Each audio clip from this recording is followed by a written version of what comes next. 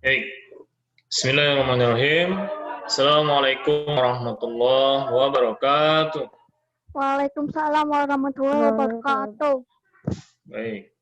Bismillahilladzi la yadurru ma'asmi syai'un fil ard wala fis sama'i wa huwas samiul alim. Asyhadu an la ilaha illallah wahdahu la syarikalah wa asyhadu anna Muhammadan abduhu wa rasuluhu la nabiyya ba'da. Alhamdulillahilladzi ahyana ba'dana. Alhamdulillah wassalatu wassalamu ala Rasulillah. Puji syukur kehadirat Allah Subhanahu wa taala, nikmat iman, sehat dan keberkahan buat kita semua, wabil khusus buat anak-anak kelas 5 ya yang ada di rumah. Semoga selalu dalam lindungan Allah Subhanahu wa taala. Dan kita doakan buat yang sakit diberikan kesembuhan oleh Allah Subhanahu wa taala. Salawat serta salam tidak lupa kita haturkan pada qudwatun kita ya, junjungan kita, suri tauladan kita, dan tentunya ketika nanti kelak di yaumil akhir kelak kita diakui menjadi umat-umatnya, yaitu Nabi Allah Nabi Muhammad Sallallahu Alaihi Wasallam. Baik, apa kabar anak-anak soleh pada pagi hari ini? Alhamdulillah. Pak Rasi nggak bertanya dengan bahasa Lampung. Pak Rasi bertanya dengan bahasa Indonesia ya. Wah ini baik. sepertinya dikira pakai bahasa Lampung ya. Apa maksudnya pelajaran bahasa Lampung ya hari ini ya? Iya. Ya, baik. Alhamdulillah, nggak apa-apa. Ada yang menjawab pakai bahasa Lampung boleh, ada yang pakai menjawab bahasa Inggris boleh juga ya, nggak apa-apa ya. Baik, suara Pak Rosi terdengar jelas? Jelas. Ya, Alhamdulillah. Jadi seperti apa yang disampaikan oleh Bu Maya ya, tetap ada adabnya, aturannya. Jadi video dimunculkan untuk anak-anak, kemudian mic-nya di-mute-kan dulu, nanti ketika ada sesi tanya jawab baru boleh dibuka dan tidak diperkenankan untuk coret-coret karena bisa mengganggu konsentrasi teman-teman yang lainnya. Nah, apa yang Pak Rosi sampaikan ini kalian bisa mencatatnya ya. Jadi makanya kalian juga menyiapkan alat tulis. Tapi apa yang Pak Rosi sampaikan ini tidak banyak kok. Tidak yang harus menulis sampai kalian capek menulis, enggak. Hanya poin-poin tertentu saja, ya. Baik, siap semuanya? Siap ya? Oke, baik. Bismillahirrahmanirrahim. Pagi hari ini Pak Rosi akan menyampaikan sebuah materi pembelajaran yang lebih sifatnya mungkin Pak Rosi adalah sharing ya. Sharing kita sesama laki-laki, ya. Makanya tadi Bu Guru menyampaikan kalau isinya adalah anak laki-laki semua, kecuali Bu Guru ya. Nah, jadi anak-anak perempuannya mungkin nanti ada di lain waktu materi pembelajarannya. Nah, ini sifatnya Pak Rosi adalah sharing atau berbagi cerita terkait keilmuan. Tadi sempat mendengar kalau sudah ada yang tahu, siapa tadi ya, kalau nggak salah tadi ada yang tahu kalau materi kita pada pagi hari ini adalah tentang bagaimana proses dalam kehidupan. Proses beranjaknya anak-anak menuju fase remaja. Ya, jadi darinya anak-anak, jadi bocil, bocah cilik, yang kemudian beranjak ke remaja. Dalam hal ketika beranjak ke remaja, pasti sudah memiliki sebuah tanggung jawab. Tentunya kepada Sang Pencipta, yaitu Allah Subhanahu wa Ta'ala. Kok bisa ada kata-kata tanggung jawab ya Pak? Nah, nanti Pak Rosi jelaskan akan ada hubungannya. Jadi, Pak Rosi akan memperkenalkan tentang atau mungkin kalian sudah pernah membaca tapi mungkin masih ragu ya, yaitu tentang istilah akil balik. Akil balik ya. Jadi akil balik. Kalau pengertian secara umum, pengertian umum itu akil balik adalah tanda seseorang ya, seseorang manusia itu ketika dia sudah menuju fase dari anak-anak menuju remaja. Dan otomatis ada hal yang menjadi sebuah kewajiban yang harus dilaksanakan. Ini kalau dalam ajaran Islam, ya. Jadi ada pengertian umumnya seperti itu. Ketika kita sudah dibilang atau dilabelin sudah akil balik, misalnya ori sudah akil balik, berarti secara umum itu sudah punya tanda-tanda dan sudah mulai ada sebuah kewajiban. Kewajiban kepada siapa? Kepada Allah Subhanahu wa taala. Sedangkan kalau misalnya dipisah menjadi dua bagian, ya, akil balik jadi dua bagian. Yang pertama adalah akil. Akil itu adalah kata dasar yang dalam pengertian secara bahasa adalah berakal, faham, ya, mengetahui. Jadi bagaimana berakal secara bahasa, ya, jadi memiliki pemahaman atau sudah mulai mengetahui. Itu adalah pengertian dari akil. Ya, harus diulangi ya. Jadi akil itu adalah sudah berakal, artinya sudah bisa memahami, sudah bisa mengetahui. Itu pengertian secara bahasa. Mengetahui apa, Pak?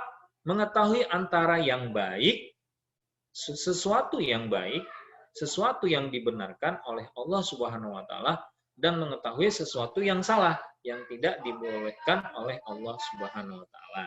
Itu ya. Artinya sudah bisa menentukan, sudah bisa mengetahui. Sedangkan kalau kata balik adalah pengertian adalah usia tertentu. Jadi sudah dari tadi ya, dari yang Pak Rosi bilang tadi, dari bocil, dari kecil, anak-anak, ya sudah mulai menuju dewasa, sudah mulai beranjak remaja, ya dalam hal perubahan biologis. Perubahan biologis itu perubahan fisik. Nanti ada ciri-cirinya.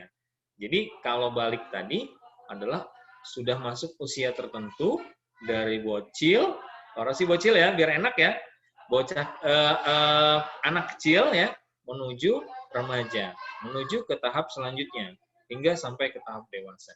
Jadi sudah ada perubahan biologisnya. Nah itulah kalau pengertian balik. Nah itu ya. Jadi kasih yang ringan-ringan dulu. Sampai saat ini sudah bisa dipahami di awal sebagai pembuka. Kasih tanda oke kalau sudah mulai nyambung. Sudah mulai nyambung. Oke, kalau misalnya udah nyambung. Oke, ya. Itu ya. Jadi itu pengertian tadi secara umum dan pengertian secara bahasa. Jadi secara terpisah antara akil dan balik.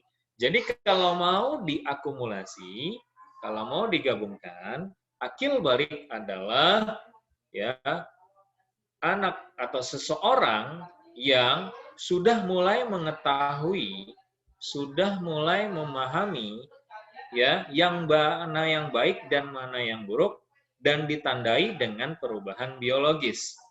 Ya. Dengan perubahan biologis, dengan dengan kata lain usia. Nah, di sini lanjut lagi. Jadi kalau sudah masuk usia tertentu, jadi sudah bisa dikatakan akil balik. Jadi sudah bisa menentukan yang mana yang baik dan mana yang benar, dan sudah punya kewajiban. Ketika sudah dibilang akil balik, jadi sudah dibilang kamu sudah akil balik, berarti sudah punya tanggung jawab, kewajiban kepada Allah Subhanahu wa taala. Jadi akil balik seperti itu, sudah bisa memahami yang mana yang salah dan benar, dan sudah mulai melaksanakan kewajibannya dalam hal perbuatan. Tadi ya, perbuatan yang baik dan perbuatan yang buruk. Nah, kalau dilihat tadi Pak Rosi menyebut usia. Jadi memang ada beberapa alim ulama ya, beberapa mazhab. Kalau kita Imam Syafi'i ya, kalau kita di Indonesia ini bermazhab Imam Syafi'i. Jadi ulama yang namanya Imam Syafi'i. Ingat ya, ada seorang ulama yang bernama Imam Syafi'i. Nah, beliau yang kita menjadikan sebuah rujukan itu kalau usia balik itu ketika kalian sudah mencapai usia 15 tahun. Tapi itu secara umum. Sedangkan kalau mazhab Hanafi, Imam Hanafi bahkan mengatakan kalau laki-laki usia 12, sedangkan perempuan usia 9 tahun. Itu sudah mulai kelihatan. Nah, tapi lagi-lagi dikembalikan 12. kepada anak masing-masing, ya. Jadi, kalau kalian misalnya di kelas 5 atau kelas 6 ada yang sudah punya tanda-tanda, nanti apa tanda-tandanya Pak Rosi kasih tahu. Nah, bisa jadi dia sudah masuk, karena bisa jadi udah masuk kategori tadi, terutama anak perempuan. Ya, anak perempuan dia lebih cepat masuk usia akil balik dibandingkan anak laki-laki. Karena memang dari sisi biologis ya, dari sisi reproduksi, kemudian dari sisi kondisi, ya Allah kan memang menciptakan ya manusia ada perempuan dan laki-laki. Jadi gitu. Tapi ya tidak menjadi masalah, walaupun ada perbedaan, tapi tidak menjadi masalah. Nah, ternyata usia yang biasanya pada umumnya ketika nanti kalian usia 15 tahun, itu di usia kalian SMP. Ya, usia SMP. Tapi tidak menutup kemungkinan ada juga kalau beberapa tahun yang lalu Pak Rosi ada anak kelas 6 dulu, ada yang sudah akil balik padahal masih SD kelas 6. Ya, jadi disesuaikan, paling tidak 12 tahun ke atas, tapi rata-rata usia 15 tahun. Sudah tahu ya? Jadi kalau kalian nanti udah usia 12 tahun, udah harus mulai nih, sudah mulai memahami, wah saya sudah akil balik belum ya? Nah, nanti itu ditandai atau disertai dengan ciri-cirinya. Jadi itu. Jadi kalau tanda-tanda akil balik secara umum, tanda-tanda balik secara umum, yang pertama adalah usia. Yang pertama adalah usia ya. Kalian bisa, kalau usianya sudah 12 tahun ke atas, sudah 15 tahun ke atas, berarti itu siap-siap. Berarti sudah mulai masuk tanda balik. Ya, tanda akil balik. Kemudian yang kedua, ketika kalian sudah mulai ada ihtilam. Ihtilam itu adalah mimpi basah. Nanti kalian tanyakan ya, apa itu mimpi basah. Jadi ada dua tadi, yang paling utama tanda-tanda balik. Yang pertama adalah umur. Kalau umur atau usia kalian sudah masuk 12 tahun ke atas, atau secara umum 15 tahun, nah itu udah siap-siap. Sudah mulai mempelajari kondisi diri masing-masing. Saya ini udah akil balik belum? Nah, sudah mulai bisa berbagi cerita kepada ayah dan ibu kalian. Kemudian termasuk yang mimpi basah. Mimpi basah itu ihtilam, artinya keluar sesuatu dari kemaluan. Ya, ini Pak Rosi ketika cerita tentang mimpi basah pengalaman yang lalu, anak-anaknya pada ketawa nih, udah memikir jorok duluan. Nah, jangan ya. Jadi nggak perlu langsung ketawanya ketawa jorok gitu. Nah, pengalaman yang dulu gitu ketika Pak Rosi cerita. Tapi ini memang bagian yang harus kalian pahami, ya. Jadi ketika kalian tiba-tiba keluar sesuatu dari kemaluan kalian, kemaluan tempat kencing ya. Ketika kalian mau buang air kecil, kencing ya, itu bagian kemaluan itu tiba-tiba keluar cairan atau tiba-tiba saat kalian bangun tidur di celana kalian ada bekas seperti cairan. Ya, mirip-mirip ingus. Tahu ingus ya? Ingus tahu? Nah, itu agak kental seperti itu. Nah, ketika kalian melihat itu bangun tidur atau tiba-tiba keluar, itu segera kasih tahu ayah bundanya.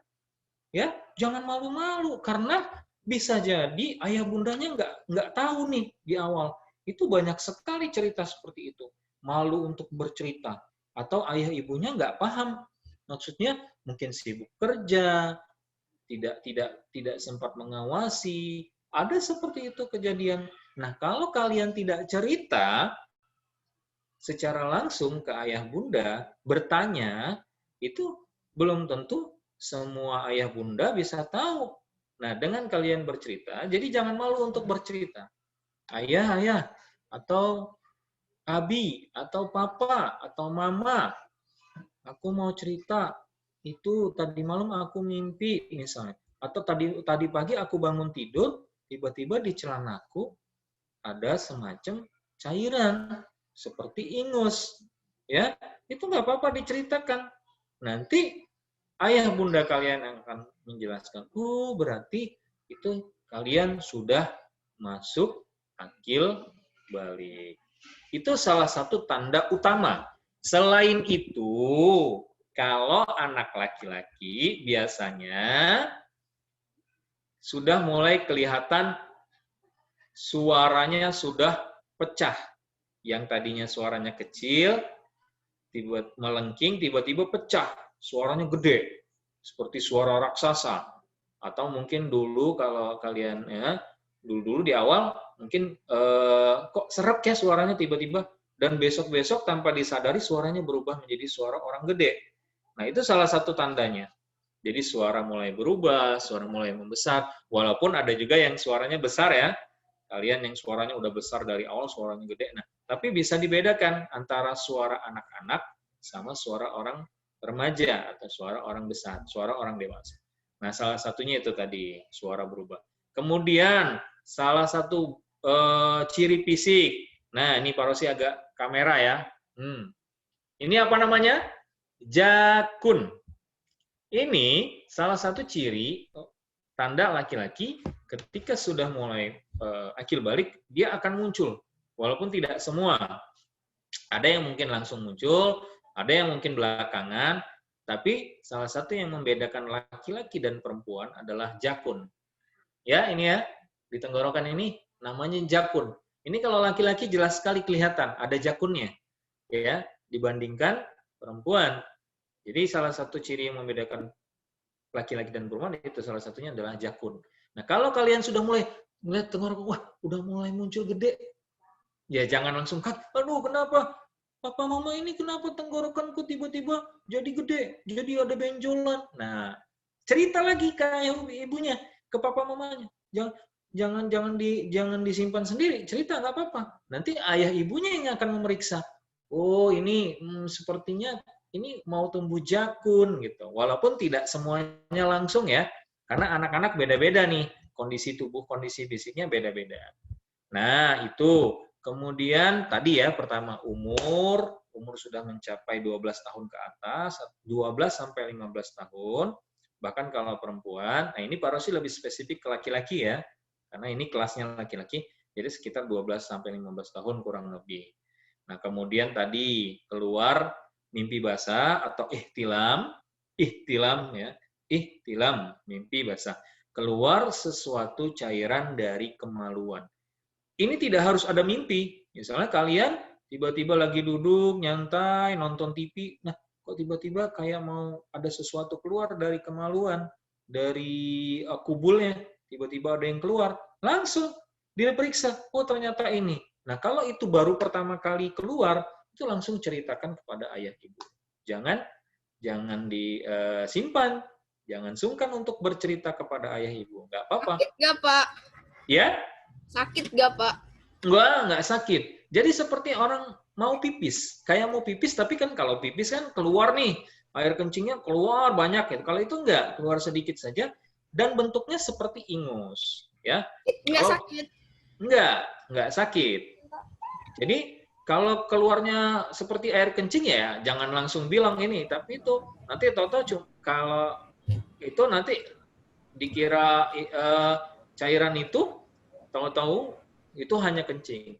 Nah, cairan itu disebut mani, air mani, ya. Dan tidak sakit. Insya Allah tidak sakit, ya. Jadi seperti itu. Kemudian tadi setelah umur, mimpi basah, ihtilam, keluar tadi cairan dari kemaluan, namanya air mani. Kemudian selanjutnya tadi tumbuh jakun. Ada tambahannya mungkin, sudah ada kumis, misalnya sudah mulai tumbuh bulu-bulu. Kemudian di bagian kemaluannya sudah mulai tumbuh juga rambut atau bulu. Misalnya nih, kalau di bagian sini kan kumis sama jenggot ya. Nah, ternyata di bagian kemaluan kalian itu sudah mulai tumbuh juga bulu-bulu halus. Nah, itu salah satu ciri tanda fisik juga, ciri-ciri fisik. Jadi biasanya bertahap dia. Pertama mungkin ihtilam tadi, keluar mimpi basah, keluar cairan. Selain usia, kemudian mungkin ada yang jakun, atau ada yang tumbuh rambut di bagian kemaluannya. Nah, itu ya. Itu salah satu dari beberapa ciri-ciri ketika kalian atau tanda-tanda ketika kalian sudah masuk akil balik. Nah, kalau kalian sudah mengalami apa yang Pak Rosi sebutkan tadi, jangan lupa untuk bercerita kepada orang tuanya, ya, supaya orang tuanya juga lekas tahu informasinya. Kenapa kok harus segera tahu? Karena ketika kalian sudah mengalami tanda-tanda seperti itu, maka hal yang pertama kalian harus lakukan adalah ada namanya mandi janabah, mandi junub. Apa? Kayak mandi biasa ya, Pak? Mandi janabah, mandi junub. Pak, kayak mandi biasa ya? Bahannya sama, air, sabun, tapi gerakannya tidak seperti mandi biasa. Jadi ada yang harus dilakukan hal-halnya. Nah, tadi ya, kembali ke tadi ya, ketika kalian sudah ada tanda-tanda seperti itu, terutama ketika ada keluar air mani di kubul kalian, kubul ya, kubul itu bagian depan, kalau dubur bagian belakang, kalau kubul bagian depan. Nah, kalau sudah keluar, jadi diwajibkan untuk mandi janabah atau hadas besar, toharoh, bersuci. Kalau hadas kecil dengan apa? Dengan berwudu. Kalau itu hadas kecil.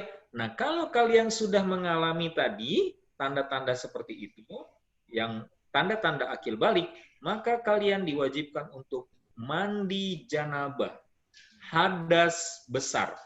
Harus atau wajib mandi. Dan kenapa harus mandi wajib? Karena kalian sudah juga mulai melakukan hal-hal atau ibadah-ibadah yang diwajibkan oleh Allah Subhanahu wa taala, seperti baca Quran, sholat 5 waktu, puasa misalnya. Ya, hal-hal seperti itu sudah mulai kalian lakukan. Karena apa? Karena kalian sudah punya tanggung jawab, seperti yang Pak Rosi sampaikan tadi di awal. Contohnya seperti ini. Kalau dulu ketika kalian melakukan kesalahan, itu tanggungnya, itu yang menanggung adalah orang tua kalian. Ya.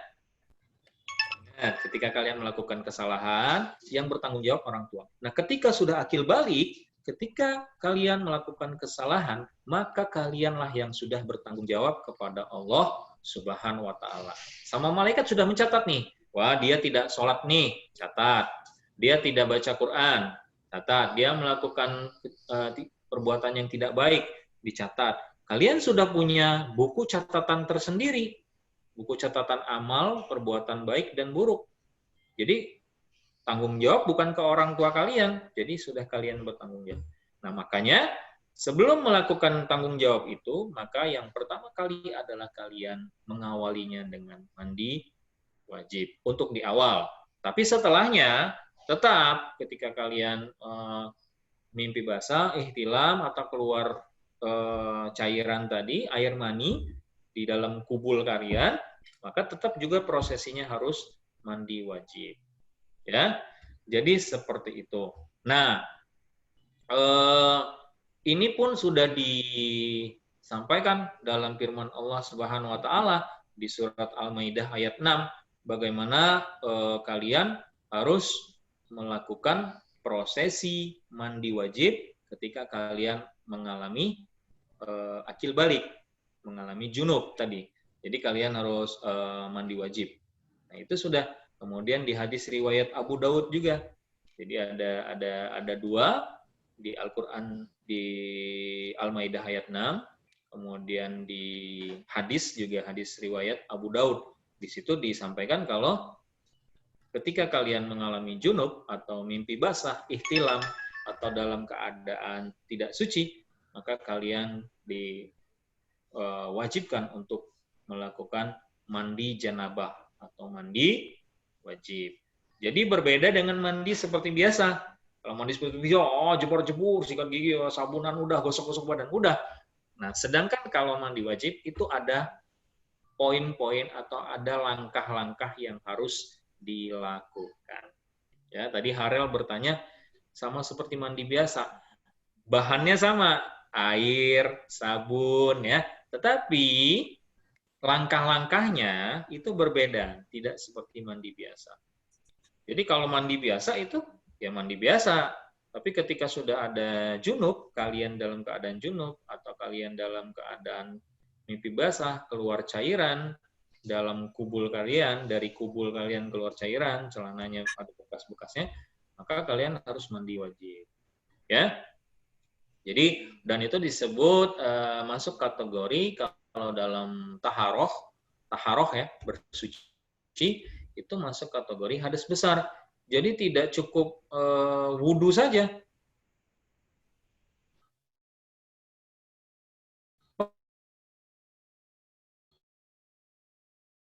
Pak,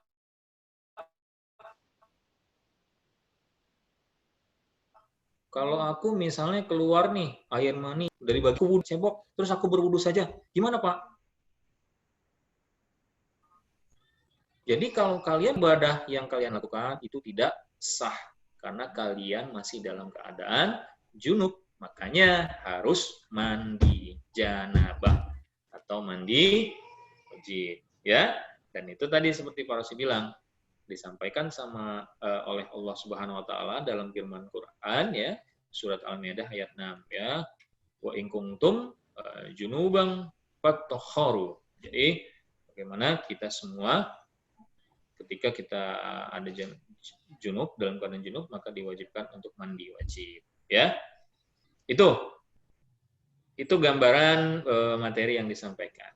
Nah, kalau sekarang Pak Rosi akan berikan prakteknya, langkah-langkahnya. Kalau tadi kan gambaran materinya ya, tapi nanti kalau masih ada yang belum jelas, nanti di sesi diskusi kalian boleh bertanya. Nah, ini Pak Rosi akan menampilkan sebuah video. Biasanya Pak Rosi itu kalau ngajarnya tatap muka, itu langsung Pak Rosi praktekkan. Tapi bukan di kamar mandi prakteknya, maksudnya gerakan-gerakannya. Jadi memang ada gerakan-gerakan yang harus dilakukan, ya. Jadi seperti itu. Nah, ini Pak Rosi mau share screen terlebih dahulu, ya. Jadi itu gambarannya, materi terkait yang tentang janabah. Ini Pak Rosi akan. Nah, tata cara dan bacaan niat wajib. Nah, jadi ketika kalian akan mandi wajib, mandi janabah, itu ada tata cara, ada tuntunan, ada bacaan, ada niat, ya. Nah, ini niatnya. Nawaitu ghusl lirafil hadasil ya akbari fardhu lillahi ta'ala. Nawaitu, aku berniat ghusl ya, ghusl lirafil artinya mandi besar, hadasil ya. Kemudian untuk menghilangkan hadas besar, fardu karena Allah Subhanahu wa taala. Ya. Nah, itu. Nanti kalau saat kita coba praktek ininya dibuka ya. Ini Pak Rosi kasih tahu dulu di awal. Jadi bacaannya berniat dulu. Pak, ini bacanya di mana, Pak? Ini bacanya bukan di dalam kamar mandi. Harus hati-hati juga. Ketika di luar kamar mandi ya. Sebelum masuk kamar mandi ya bacanya, baca niat. Aku berniat mandi besar untuk menghilangkan hadas besar fardu karena Allah Ta'ala. Atau nawaitu ghusla li raf'il hadasil akbari fardhu lillahi ta'ala. Jadi dia berniat mandi wajib. Setelah baca niatnya, ya setelah baca niat, baru go langsung ke kamar mandi, ya. Jadi seperti itu. Itu gerakannya. Nah, maaf, itu langkah awal. Jadi pertama adalah niat. Niatnya tadi baca, tapi jangan di dalam kamar mandi bacanya. Diusahakan bacanya di luar sebelum masuk kamar mandi. Nah, setelah membaca niat, kemudian kalian masuk ke dalam, ya. Pak Rosi kasih tahu gambarannya, nanti kalian nonton videonya. Jadi kalian masuk ke dalam, sudah buka baju, kemudian ini taruh handuknya. Yang pertama kalian lakukan adalah membasuh kubul kalian, membasuh kemaluan kalian ketika tiba-tiba atau bangun tidur mimpi keluar air maninya, atau tiba-tiba lagi duduk nonton TV keluar air maninya dari kubul. Nah, itu harus dibasuh, dibersihkan dulu sebanyak 3 kali. Dibersihkan dulu sampai tidak ada bekasnya lagi. Itu air mani itu lengket. Ya, lengket, kemudian dipegang seperti ingus. Jadi itu harus dibersihkan. Disiram, di istinja ya, di istinja seperti mau cebok kencing, dibasuh dulu, bersihkan. Tapi kan itu kemana-mana, karena kan kalian bangun tidur kan, celananya kemana nempel-nempel. Nah, celananya harus dipisah dulu. Nah, jangan lupa kasih tahu papa mamanya. Nah, udah dibasuh, ini posisi udah di kamar mandi ya, dibasuh 3 kali. Setelah dibasuh, kalian cuci tangan kalian kembali. Nah, ingat, ini yang harus hati-hati juga. Ketika tangan kanan memegang gayung atau shower, ya, yang bergerak mencuci adalah tangan kiri, bagian kemaluannya. Di bagian kemaluannya saat istinja, saat dicuci, itu adalah tangan kiri. Tangan kanannya memegang gayung. Harus hati-hati. Jangan dua-duanya kena, nanti yang ini meleper kemana-mana nanti, ya. Ya. Nah, dipegang. Kemudian bagiannya yang kiri yang mencuci, yang membasuhnya tangan kanan. Setelah itu, setelah dibersihkan bagian kubulnya, baru kalian basuh tangan lagi nih, basuh tangan. Setelah dibasuh, maka selanjutnya adalah kalian disunahkan untuk berwudu. Ya, berwudu niat dalam hati saja, nggak perlu baca doa karena posisi sudah di dalam kamar mandi.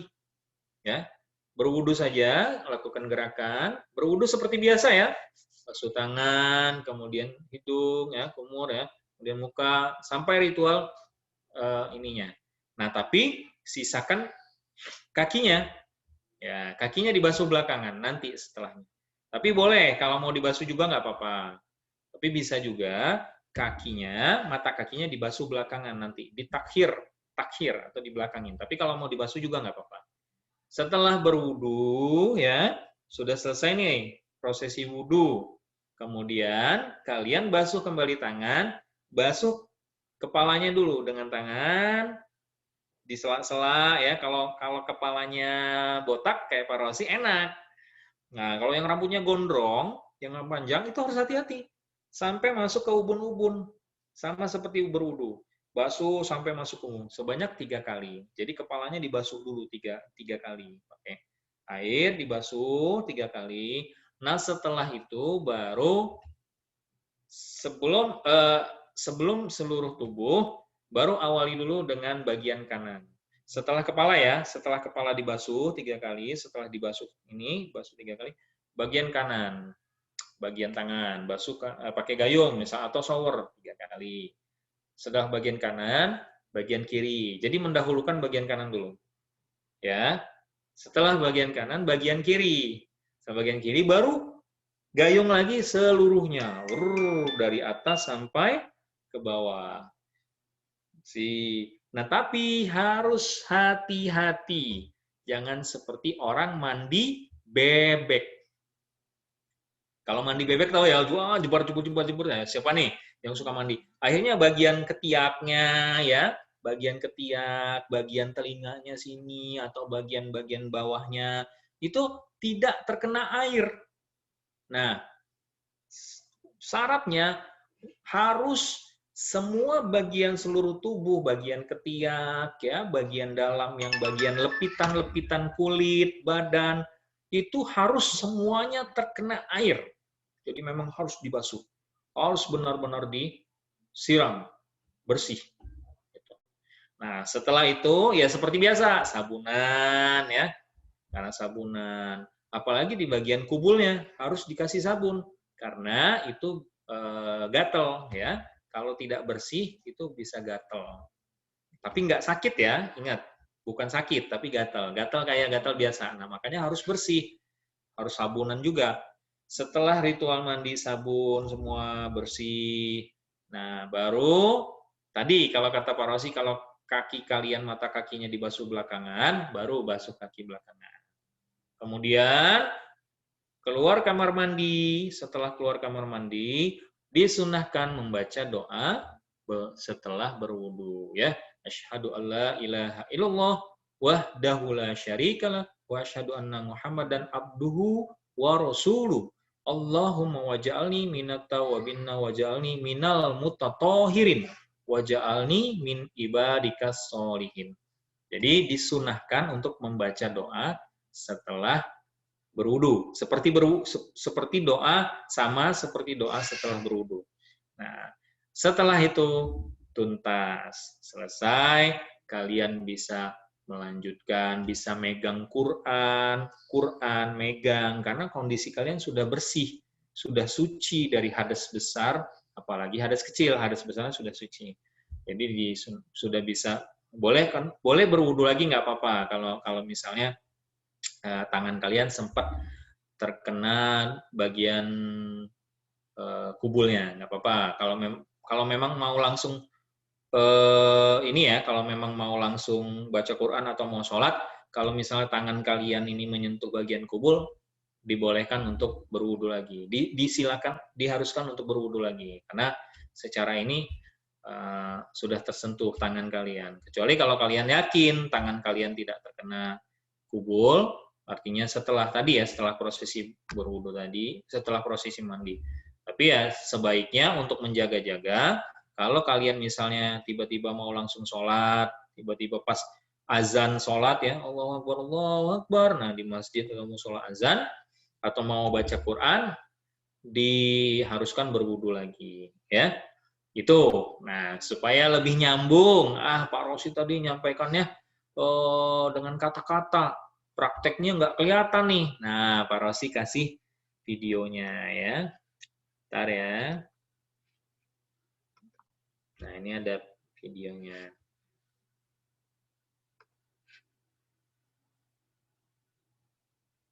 Kedengaran nggak suaranya? Dengar. Ya. Iya. Hadasil akbari fardolillahi ta'ala.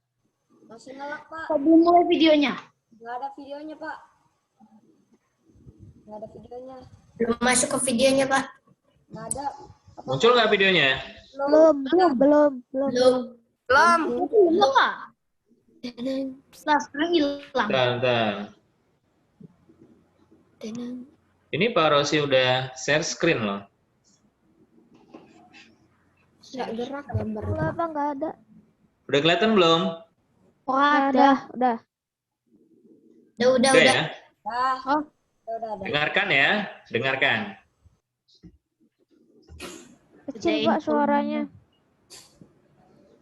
Udah full ini suaranya. Tapi nggak ada suaranya, Pak. Yang lain mute dulu lah, yang lain mute dulu. Ada nggak suaranya? Nggak ada. Nggak ada. Nggak ada. Nggak ada. Ada suaranya? Pak, nggak ada. Belum ada. Ada.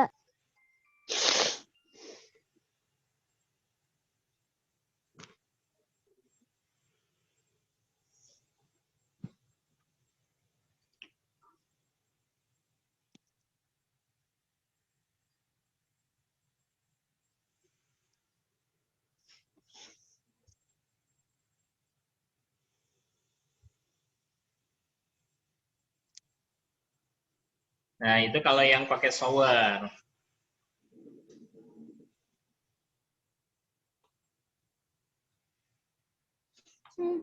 Nah, itu kata Pak Rosi tadi. Bahu ya. Bahu kanan. Bahu kiri. Kemudian membasuh kaki tadi.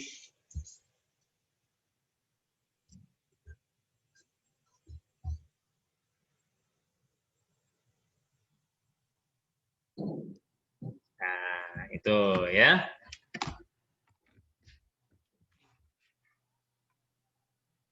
Ya.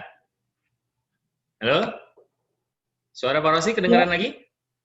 Masuk ya? Kedengaran. Ya, jadi itu singkat sebenarnya. Kalau mau diikutin sesuai ininya ya lama lah. Apalagi kalau kalian yang mandinya lama bisa sampai 15 menit atau sampai 30 menit ya. Bisa Nah, nyampe itu 1 jam. Iya, bahkan ada yang sampai 1 jam. Nih. Ya, jadi itu ya gambarannya. Cuma tadi Pak Rosi tambahin tadi Ba'da tadi dari mandi, setelah mandi tadi disunahkan untuk berwudu lagi boleh, karena kalau misalnya mau melakukan sholat ya, mau melakukan sholat atau apa, kalau nggak mau melakukan sholat nggak apa-apa. Kemudian ketika kalian keluar kamar mandi, jangan lupa baca doa. Tadi doa sama seperti doa setelah berwudu ya, gitu ya. Baik, itu mungkin cukup penyampaian Pak Rosi. Mungkin nanti silakan kalau ada yang mau bertanya, boleh silakan. Ada yang mau bertanya, mungkin Pak Rosi persilakan kepada anak-anak.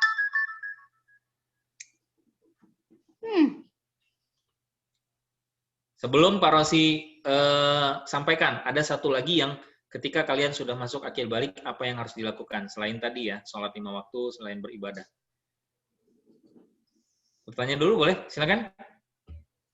Ayo yang bertanya, atau masih ada yang kurang jelas nggak tadi? Boleh kok. Ya, silakan. Pak jadi pengen muntah Pak jorok. Pengen muntah? Emang dimakan? Enggak makan lah. Lihatnya. Oh gitu. Kan nggak ngeliat. Ya, gimana? Ini cairannya keluar cuma sekali doang ya, Pak? Kenapa? Pas cairannya keluar cuma sekali doang keluarnya. Kalau untuk di awal, ya tanda-tanda ketika kalian baru pertama kali, ya sekali aja, sekali. Tapi nanti besok-besok bisa keluar lagi tiba-tiba. Itu biasanya fasenya itu 40 hari. Kurang lebih ya, 40 hari. Misalnya nih, Harel. Misalnya Harel nih, hari ini keluar nih, mimpi keluar gitu ya. Nanti proses pengumpulannya kembali itu kurang lebih 40 hari, baru keluar lagi.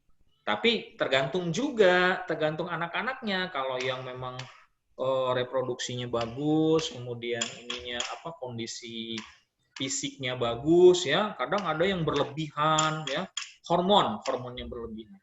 Ini kalau kalian posisinya sebelum menikah ya. Nah, untuk posisi setelah menikah itu Pak Rosi tidak jelaskan di sini karena memang kalian hanya sebatas ini, masih remaja. Nanti kalau kalian sudah kuliah atau apa, perlu belajar lagi nanti setelah menikah. Jadi sementara seperti itu. Jadi keluar, bisa jadi seminggu kemudian kalau baru di awal-awal untuk ngasih tanda, misalnya nih hari baru sekali nih, bisa jadi nanti 2 minggu kemudian keluar lagi, yaitu untuk tanda-tanda, untuk diberi tanda kalau menjelaskan kalau sudah masa akil balik. Jadi seperti itu. Ya. Kalau keluar lagi harus sama nggak mandinya? Mandi. Jadi setiap keluar itu harus mandi. Karena apa? Karena kan kita nanti mau sholat, mau baca Quran, ya. Pak, kalau misalnya itu keluar, tapi aku udah lapar berat, mau makan, boleh nggak? Boleh kalau itu, boleh. Misalnya nih, tiba-tiba Ori lagi makan nih, tiba-tiba keluar dari kubulnya. Aduh, gimana nih? Waduh, aku harus mandi dulu, Kak. Gini. Kalau kalian tidak melakukan ibadah sholat, baca Quran, atau ibadah wajib lainnya, ya, itu nggak apa-apa, terusin dulu makannya. Tapi jangan sampai kelupaan. Ketika sholat, aduh tadi aku lupa mandi wajib, nah berarti sholatnya tidak sah. Gitu ya, makan, minum nggak apa-apa, seperti biasa. Mau nanya lagi, Pak. Siap, Kalau apalagi? keluarnya itu bisa dipengaruhi karena makan dan aktivitasnya nggak, Pak? Bisa, misalnya. Tapi kalau ini udah setelahnya ya. Kalau di awal-awal itu karena memang sebagai tanda-tanda untuk akil balik, tapi nanti setelahnya kalau sudah beberapa kali keluar, biasanya kalau misalnya kecapean, makanannya, apalagi zaman sekarang nih. Makanya Pak Rosi bilang, kalau zaman sekarang, anak-anak zaman now ini, ya, itu biasanya lebih cepat. Pengaruh makanan ternyata mempengaruhi. Ya, jadi itu tadi bisa mempengaruhi makanannya gitu. Dan tadi kalau udah 40 hari prosesnya hormonnya udah mulai stabil, biasanya memungkinkan untuk keluar lagi. Ada lagi? Udah itu aja, Pak. Yang lain mana nih? Masa cuma Harel, Ori, Apip kok diem-diem baik? Sambil ngupil lagi kayaknya tuh. Oh. Gimana, Pip? Udah jelas? Ya. Yang lain mana nih? Keke, Aban, nih, Azam, Mikail. Jangan-jangan ketiduran ini karena videonya pada nggak muncul. Faiz, Alif. Coba semua mic-nya semua mic-nya dibuka, Pak Rosi panggil nyaut. Alif, mana Alif?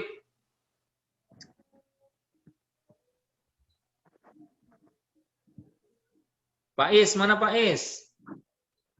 Keke, Azam. Ah, jangan-jangan tinggal. Yo, aja ada. Ada Azam. Azam ini Azam ini ya, Azam Daud ya.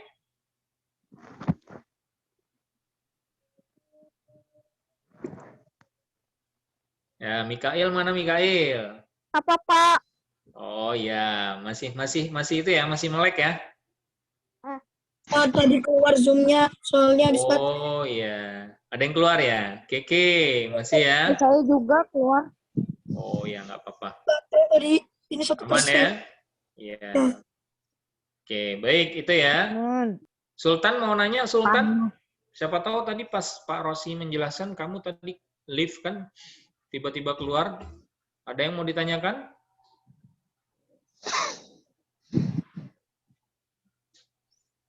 Yang keluarnya banyak nggak, Pak? Tergantung. Tadi tergantung kondisi fisik, tapi ya nggak banyak sampai 1 liter. Bohong, nggak. Banyak banget itu, Mas. Ya, enggak. 1 liter apaan? Banyak itu coba. Sedikit, paling nggak. Ya dibilang banyak juga enggak, dibilang dikit juga enggak. Secukupnya lah. Disesuaikan dengan kondisi tubuh juga. Sedang. Satu Ya, gelas. kayak 1 gelas, enggak nyampe. Kebanyakan 1 gelas. Bisa maksimal ya. Maksimal paling mungkin 1 sendok. Nah, sendok makan. Maksimal ini itu udah paling banyak. Ketika kalian mimpi ya, segala. Tergantung kondisi tubuh masing-masing ya. Ada lagi? Sebelum Pak Rosi kasih ada satu hal yang memang harus dihindari. Pak. Ya. Oh, enggak. Enggak jadi. Apa? Enggak. Pak, yang kalau bersihin bahu itu kanan kiri. Ya, diawali dengan yang kanan. Basuh 3 kali kanan, baru basuh 3 kiri. Baru semuanya guyur. Kalau pakai shower kan semuanya keguyur. Gayung juga sebenarnya guyur. Tapi catatannya, yang mandinya pakai shower, itu kan showernya di atas tuh nggak bergerak. Sedangkan kalau gayung kan bergerak kemana-mana. Nah, catatannya, kalau yang pakai shower harus diperhatikan. Jangan sampai itu tadi, bagian-bagian bawah, bagian yang lipatan-lipatan kulit, itu jangan sampai tidak terkena air. Jadi harus terkena air. Makanya sebenarnya gayung itu membantu. Atau showernya yang pakai tali, yang bisa digerak-gerakin. Nah, itu bisa kemana-mana. Karena catatannya, air itu harus terkena ke seluruh tubuh. Mau di lipatan-lipatan kulit, badan, mana yang bagian nyempil itu harus kena semua. Ada lagi? Udah. Cukup ya? Ya, nanti kalau kalian masih bingung, boleh baca-baca lagi. Ini Pak Rosi lebih banyak sharingnya. Ya. Kalau Pak Rosi dulu itu SMP. Pak Rosi SMP kelas 2 atau antara kelas 2 kelas 3 lah ya. Udah mau kelas 3 SMP gitu. Nah, itu melalui mimpi basah. Jadi melalui mimpi basah. Gitu. Itu Pak Rosi mengawalinya. Nah, ingat jangan sungkan untuk bercerita kepada ayah ibu ya, supaya tidak terlambat. Nanti tahu-tahu kalian akhir baliknya kelas 2 SMP, ceritanya baru kelas 2 SMA. Karena malu. Jadi nggak tahu ya itu, nggak tahu mandi wajib, nggak tahu ini. Jadi perlu dikabari orang tuanya, jangan malu-malu. Terutama anak perempuan juga bercerita kepada ibunya ya. Anak laki nggak apa-apa, kepada mamanya, kepada ibu, kepada umi, cerita jangan malu-malu. Insya Allah orang tuanya paham gitu, karena kan sudah mengalami duluan fase seperti itu. Ya? Munculnya di umur berapa? Ini siapa yang nanya? Siapa yang nanya nih? Nggak kelihatan. Sultan? Aban? Oh, Aban tadi mungkin Pak Rosi nyampaikan lagi tidur ya? Enggak. Enggak? Oke, Pak Rosi ulangi. Kalau anak laki-laki, ya sebenarnya hampir sama lah dengan anak perempuan. Itu usia 12 sampai 15 tahun. Jadi antara usia 12 sampai 15 tahun itu kalian sudah mulai mengamati ketika ada hal-hal seperti itu ya, 12 sampai 15 tahun. Tapi tidak menutup kemungkinan apalagi anak perempuan ada yang usia 9 tahun sampai 10 tahun itu ada. Jadi tergantung kondisi fisik juga, kondisi badannya ya. Jadi seperti itu. Sudah ya? Aban, sudah ngerti ya?